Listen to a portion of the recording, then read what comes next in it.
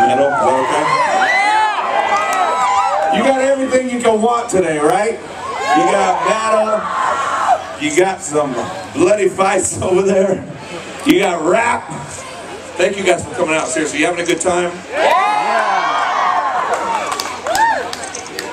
Me and Amy Lambert have similar stories. You know, we were living in the world, taking everything the world had to offer, chewing it up, and it almost killed us.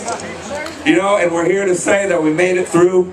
And you know, it all comes down to this. We have hearts for people, and we like to put on events. We like to do things for people, and you know, share some love. There's nothing wrong with that, right? Yeah. Come on, make some more noise. So I like your little town here. I really do.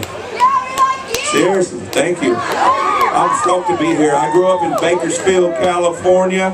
Home of Buck Owens, hee-haw. So yeah, my parents were all country, so I was like, I'm going metal, and I was like, all metal. You know, you rebel from what your present or what your parents have, right? So when my daughter was born, she grew up and like she rebelled from metal, started listening to Justin Bieber and stuff like that. Don't worry, she came out of that haze. She's a rocker now.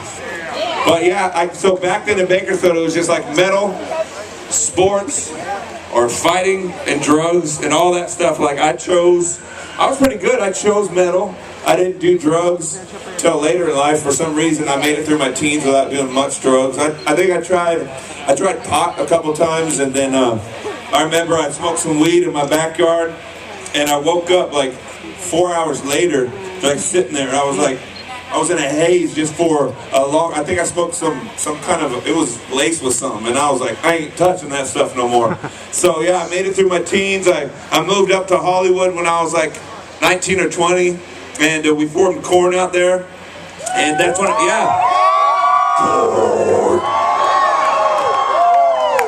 yeah. So we were just living life, you know, doing our thing. Thought that, you know, we had the world by the palm of our hands. We got a record deal, started touring the world, and that's when I started messing around, man. Like doing drugs and just drinking more than ever. You know, you get in a rock band, you think, you know, all they bring you is like alcohol, you know, backstage and everything, and you know, to be truthful, like that's all guys want to do. Like at that age, when you don't have the Lord, you're just like, you know, you take the world by the horns and you go for it. So we did it, and life just kept getting worse. It was weird because like Korn was just getting huge year by year, and I was like, how's this happening?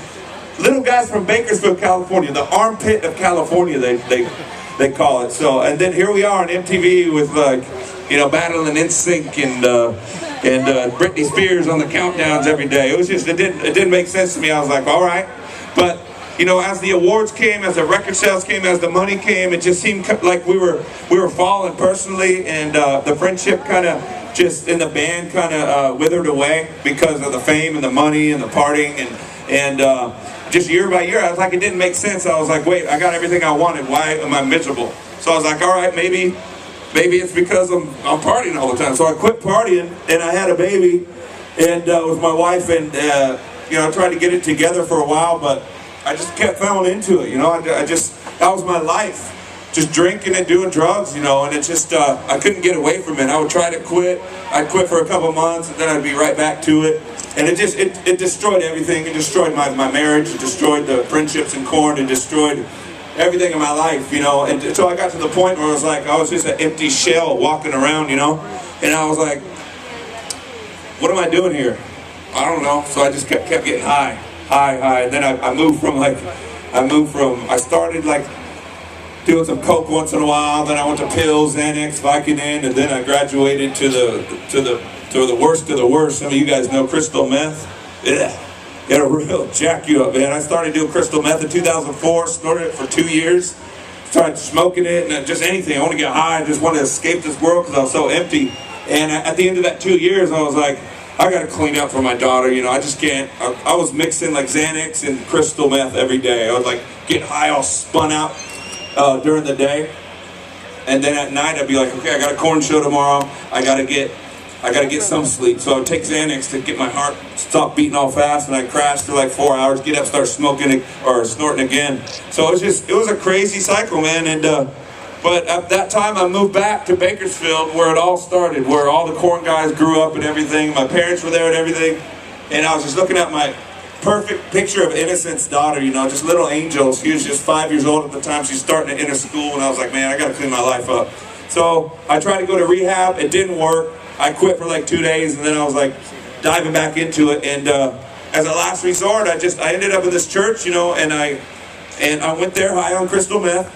And when I got there, I was like, man, there's a lot of scary looking dudes in there. I was like, this place is crazy. What's that guy? I was asking my friends. They're like, oh, that dude's a ex-gangbanger, and he found the Lord, turned his life around. I was like, dang, I was more scared in church than I was at like corn concerts. It's crazy. And but anyway, I was just sitting there, and I just felt the peace, you know, and I just decided to try it. I prayed with the pastor that day. I received Christ, and I went home. And this is a thing, though, you know. I know there's a lot of religion around here, I've heard.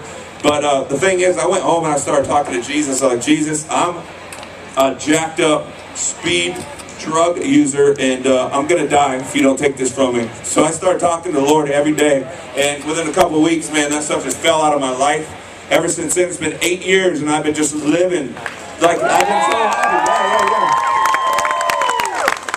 And it's all about the relationship, you know. It's all about that relationship, and you know, I've been to some crazy places, you know, since I gave my life to the Lord. And I just got back from Europe right now. I mean, Love and Death is out there. We're touring around in Europe, and you know, just playing these festivals with all these bands, these big bands like Slipknot and you know, Korn, Slipknot, like all the Papa Roach, and just the biggest of the biggest bands out there. And I'm like, you know, I'm really enjoying life now, you know.